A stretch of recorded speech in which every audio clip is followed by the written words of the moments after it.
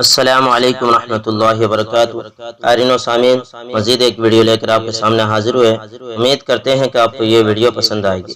عنوان ہے اخلاص و احتیاط کا عجیب نمونہ۔ عبداللہ بن مبارک رحمۃ اللہ علیہ کے والد کا نام مبارک تھا۔ وہ ایک آدمی کے غلام تھے۔ اس نے ان کو اپنے باغ کی نگرانی پر رکھا ہوا تھا۔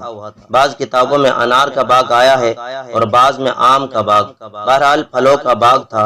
ان کو وہاں کام کرتے 3 سال گزر چکے تھے۔ ایک دن باغ کا مالک وہاں آ پہنچا۔ اس نے کہا، بھئی مجھے پھل کھلاؤ۔ وہ ایک درخت سے پھل لے کر آئے۔ جب اس نے اس کو کاٹا اور کھایا تو کھٹا تھا۔ مالک نے کہا، آپ تو کھٹا پھل لے آئے ہیں۔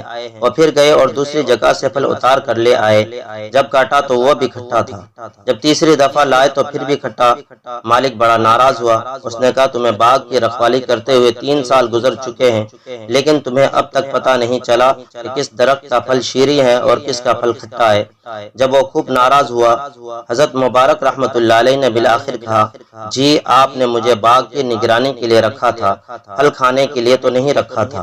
میں نے 3 سال میں کبھی کوئی پھل نہیں کھایا، اس لیے مجھے نہیں پتا کہ کس درخت کا پھل کھٹا ہے اور کس درخت کا پھل میٹھا ہے۔